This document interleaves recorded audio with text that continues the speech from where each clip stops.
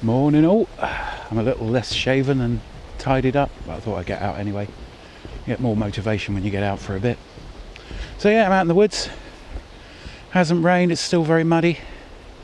There you go. Look at the river. And probably the distortion of the camera, whatever. So yeah. Yeah, I was watching Beau of the Fifth Column's new Roads with Beau, his new YouTube channel. Go check it out. I'll put a link in the description. So yeah,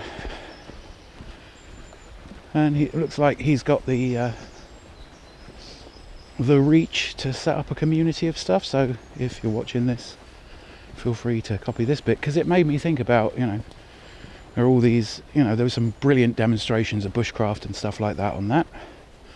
Literally just the basics, no dicking around, here's all the basic stuff you need. And as far as skills go, yeah, that was totally it. But if you're a long time watcher of the channel, you'll know that I'm more into the, make and do end of things. And yeah, I was thinking about what happens when you haven't got your collection of stuff, or how do people feel when they haven't got a collection of stuff and you're there with your bug out bag and you're sorting all that shit out. And really, some of the most important survival skills, the ones that have sort of kept people alive in dire conditions, along with a basic knowledge of like fire, shelter, water and all that sort of gubbins, a lot of the things that go with that are purely psychological. Yeah, it's what you know rather than what you take with you a lot of the time, when you hear these mad survival stories. And they need to really be, they're never really tempered with, what happens if you're with a group of people that aren't that good at all these rarefied skills. Liam Neeson's very specific skill set type thing. And yeah, you can imagine just for a moment that you're with a bunch of people and they're all frightened and scared and they don't know what to do and you do. You've got to put yourselves in their shoes. You've got to imagine, empathise. Be as scared as they are, because scared people are probably the most dangerous thing, I'm sure the Royal Navy and the American Navy do lifeboat captain drills where they teach people how to manage a group of people that are freaking out. And in some ways a lifeboat captain has got more power than the original ship's captain, and people are just scared. So you've got to think how to put them at their ease. You've got to think about how you can appear to be like you're in control of at least some aspects of the situation that you find yourself in. To wit, do you know how to keep them alive, keep them warm, keep them dry, keep them sane. Because an organised, hopeful group of people, ironically, is the best thing. Whereas scared, unpredictable people are like totally the worst thing to have in a lifeboat, which is what you've got to imagine your situation is. It's like this temporary, metaphorical lifeboat. What are you going to say to them? Everybody chill out. I read how to make a fire once, and that might put you in the top running for person who knows how to do stuff, not necessarily person in charge. If you've got someone that knows how to manage people, then utilise that skill set, put them in charge, with yourself as a keeping us all staying alive advisor. Don't take on the mantle of the one person with the skill set that is needed and leadership at the same time, because you'll quickly lose the ability to have empathy with people. Now, it may be that you need to sort of assert some sort of control if the person that you've put in charge isn't up to the job. That's a whole other ball of wax. If you've got someone that's used to, getting people to do stuff, then you do that. A lot of interesting fungi around at the moment. Look at those. I don't know what they are. I think, well, yeah, I'm never identify fungi by guesses. So you end up eating the wrong stuff, but there sure is a lot of it around. Anyway, so yeah, But, you know, also additional stuff, if you're one of these people, and if you haven't got access to woodland, if you don't regularly spend time outside, then it's entirely possible that you know the theory of doing a thing without having done the thing. For instance, fire. Have lit a fire.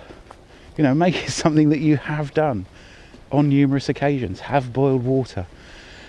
You know, prepare a meal out in the woods. Get all that stuff under your belt and do it many, many times in as many different weathers as you possibly can. You know, go out in the snow and do it. Go out in the rain and do it. You know, it's your foremost instant human upgrade skill is definitely fire. And doing it in all weathers will teach you to improvise. You know, the greatest attribute of, you know, the couple of pounds of grey matter you've got rattling around in your skull is the ability to look at stuff and go, I wonder if that'll work. So yeah, that's where wild camping comes in as one of the best ever survival, you know, skill sets that you can have. If you really think you're going to have an unplanned adventure and you're going to be in the middle of nowhere without hope of rescue, without any kind of, you know, support, help's not coming, or at least temporarily, help might be coming in the next couple of days or weeks, but it sure will chill people out if you can light a fire. And it sure will chill them out if they learn how to make a fire, because you teach them. So you've got to be in a set of preparedness to deal with the people that you're with. When you're out there, you've got to instill some kind of confidence in them, because those panicky people are super dangerous. Yeah, so, you know, it's all down to stop and halt, you know. Stop, take stock, organise and plan. And halt, hungry, angry, lonely, thirsty, tired. You know, of which thirsty is going to be the biggest thing. So if you can get fire on and some safe water secured, everybody's sitting around, even if you just make them pine needle tea, they're going to be a little more functional when you start crossing off lists of stressors. So do that immediately. The second thing you should do, if you've got the option, is talk to those people and find out what they did back in the world. What if you've got a police officer or an ex-forces person or an EMT or a biologist or anything like that? You might have special skills, but everybody will be so busy watching what you're doing. If you're getting the fire going, they're going to think that they're not qualified to help out. The most dangerous creature that's ever roamed the earth is human beings, and you've got to remind them of that. You've got to build a team, and if you've been on any of these team building courses, it's always an activity together. You know, and corporations spent millions of dollars figuring that out. So yeah, do something together. Go get firewood. You know, even the simplest skills, or skills that seem way out of context, like human resource manager or nursery nurse assistant, may well be useful for getting all the kids in one place. So you're taking away another stressor, allowing, you know, people to function more effectively. And a group of humans can survive just about anything if they're motivated and they feel confident.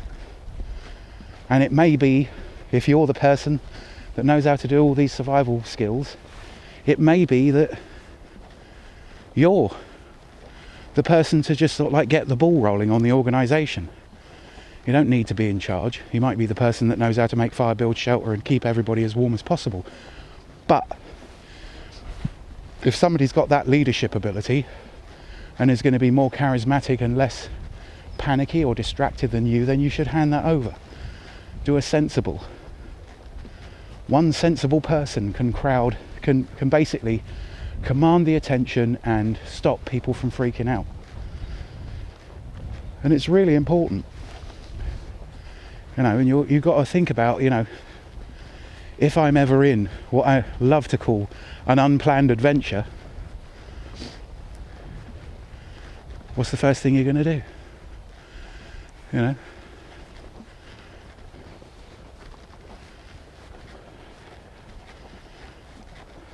So yeah, think about that, plan for it, you know, and plan for it with physical action. Go into the woods, do the stuff, plan the thing, you know, execute it,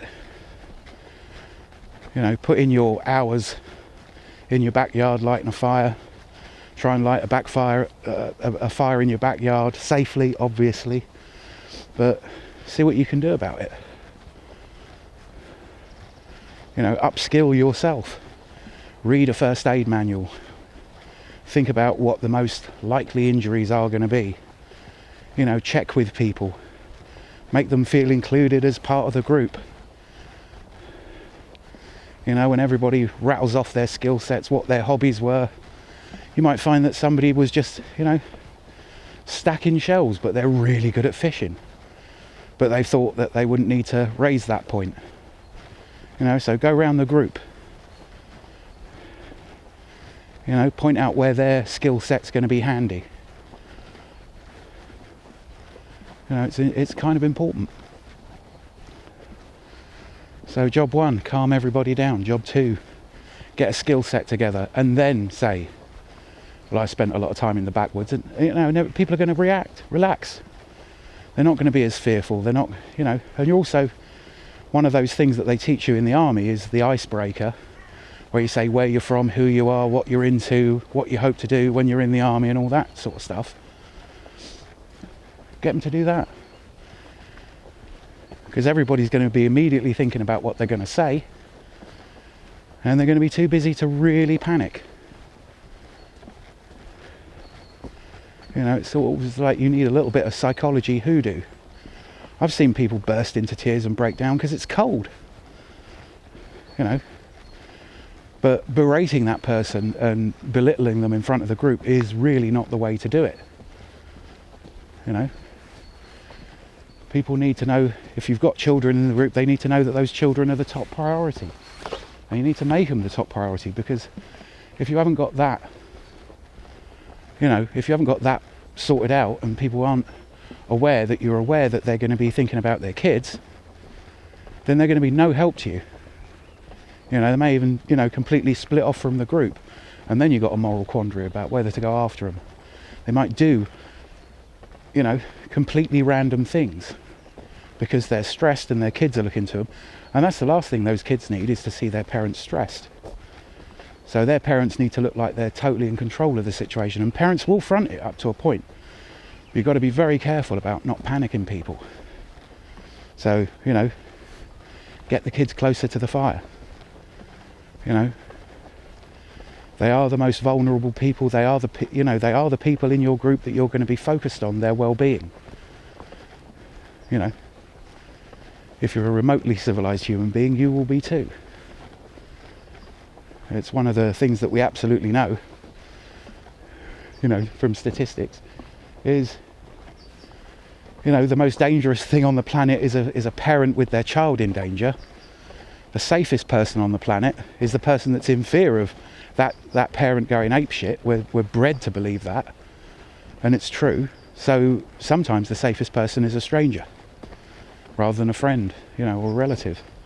You know, those people are thinking, oh, these aren't my kids, I've got to look after them. So yeah, so think about all the psychology of survival. Think about how it's going to go down. Hand over repetitive tasks to do with, say, keeping a fire alight, gathering firewood. Start explaining to people what you're looking for with firewood. Start explaining to people what you're looking for with, yeah, go and have a look around. You know, I want to know if there's a river near here. I want to know if there's a, you know, a better shelter than this during the daytime. You know, ahead of time, figure out when dark is going to be. When is it dark? When is it twilight? Roughly in the area where you are. That's the thing you can do ahead of time.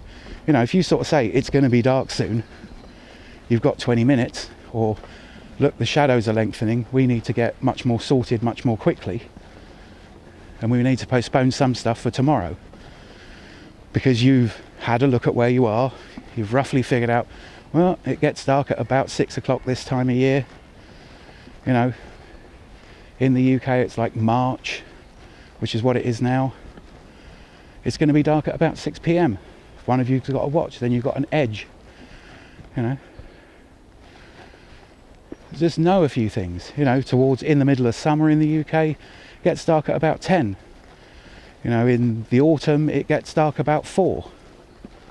I mean, obviously you've got to calculate in daylight savings, but really, if you just know generally when the sun's going to go down, if you just know generally how to boil and purify water, how to use a few local plants to make it so that it doesn't feel that we're drinking water and we've got no food. Because your chances of being in a survival situation, like an unplanned adventure, with all your favourite toys, is as close to nil as to be laughable. But if you're the sort of person that can see a twisted bit of metal with a bit of cloth around it, that's as good a knife as you're going to get. If you can see that there's a porous sandstone type algorithm, or a soft stone that's softer than the metal that you're that's harder than the metal you're sharpening, you've got a blade. If you know how to make fire from nothing, you know, rubbing 2 sticks together, that's great, but a blade sure is going to help. So figure out how you're going to do it with nothing. How are you going to calm people down? You know, you can get them doing a job, get them doing a repetitive job, get them looking after kids, trying to cheer the kids up, get them to try and cheer each other up. You know, if you're lucky enough to, or unlucky enough to have been in an even worse situation, you can talk about that. You know, everybody chill out, this ain't nothing. So the psychology of making it through, the psychology of adapting to your environment and the situation that you're in, if you are the person, you've got to be the icebreaker. You've got to make a path for other people to mentally get their head around what they're going to be doing for the next couple of days. And always improve your environment. It's one thing that I read years and years ago in the SAS Survival Manual. Improve your environment. And I've taken that into an urban lifestyle. So yeah, just role play it in your head. You know, role play a bunch of situations in your head. Ask yourself what kind of skills that you need. How can you adapt to what you normally wear? Have you got a belt buckle? Is that capable of opening bottles or being used as a wedge or whatever? What can you do with your shoelaces? Can you identify plants that can be used to make twine so you can build a shelter? Have you got knowledge of how easily you can use a stick, use a rock to break a stick? Can you do it with nothing, basically? And then when you take out any kind of extra tool, you're at such an advantage. So yeah, imagine, the worst possible scenario. Imagine your advantages. Go for a walk in the woods. See if you can get a fire going. If you normally carry a cigarette lighter, you should anyway, even if you don't smoke. But is that the sort of thing that you're going to find yourself with in your pockets? And then if you're bugging out with a bug out bag and you're having to help people out, you're so far ahead of the game that you're not going to panic. You're going to be all sorts of confident. Oh, it's all right. I've got half a dozen of these Mylar blankets. I can hand those out. I've got a bunch of coffee. I can dole that out.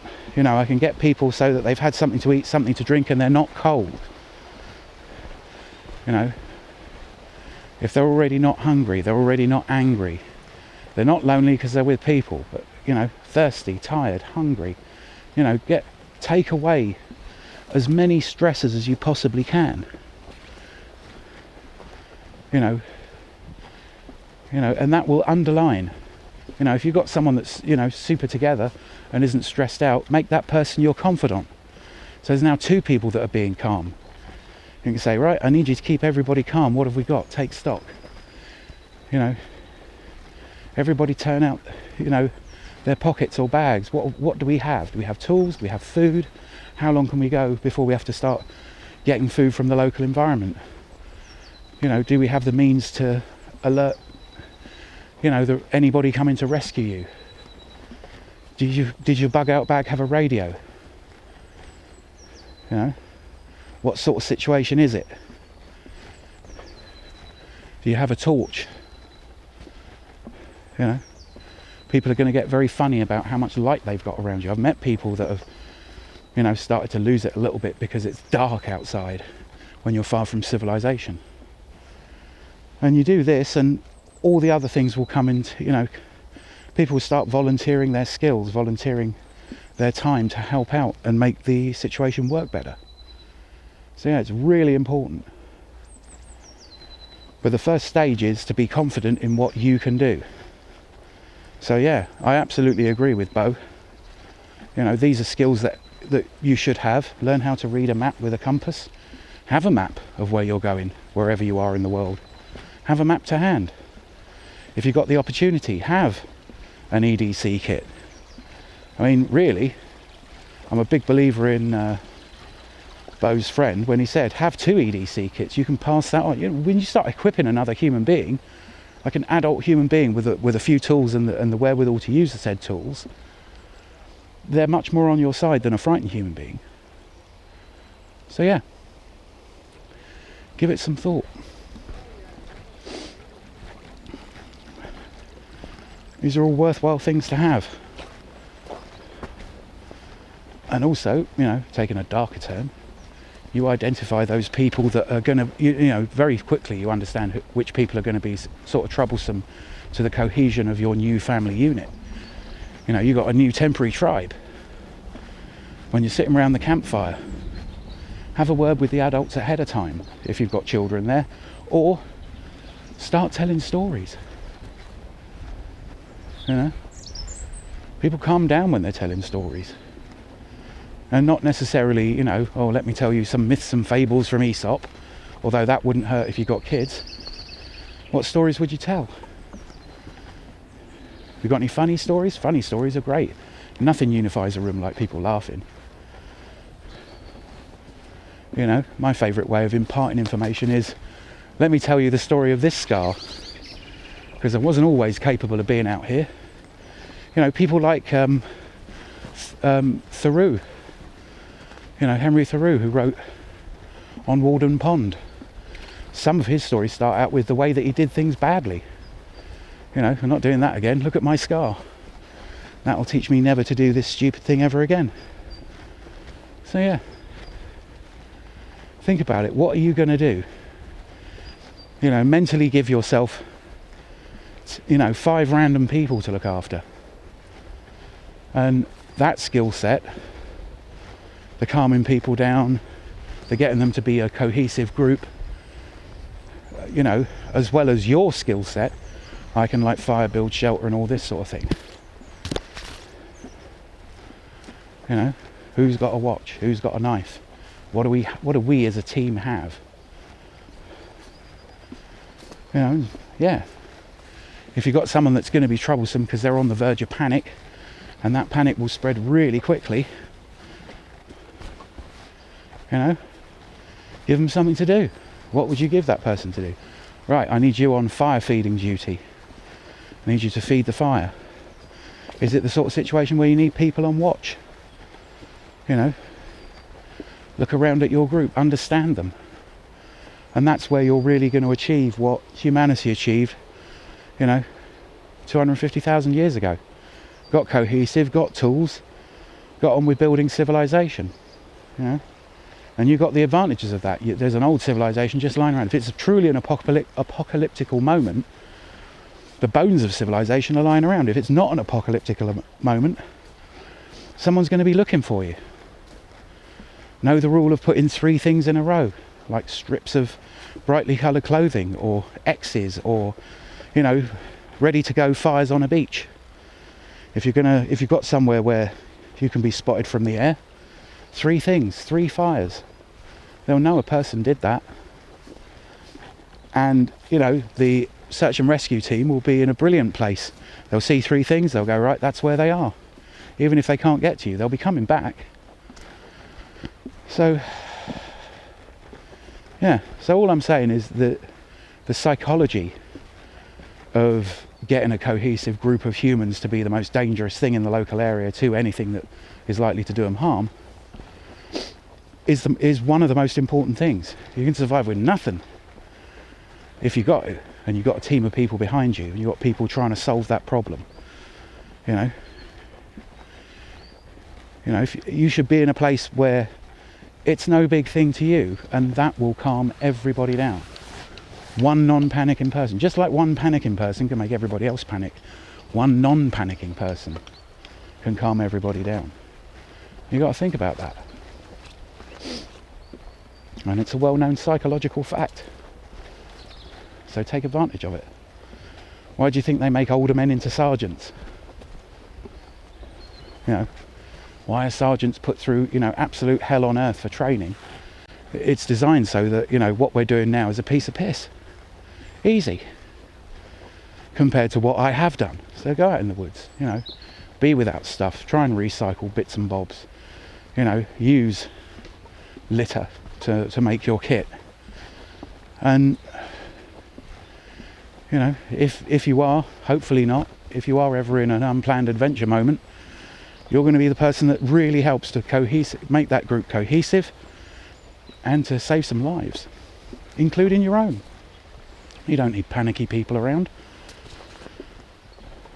But, you know, you give people a bit of hope that somebody knows what they're doing and it'll all go well. So that's where I'm going to leave it. I think I've been blaring for long enough. So as always, end greed, end poverty, end hate, or we all die. And thank you for watching, and do take care. Speak to you soon.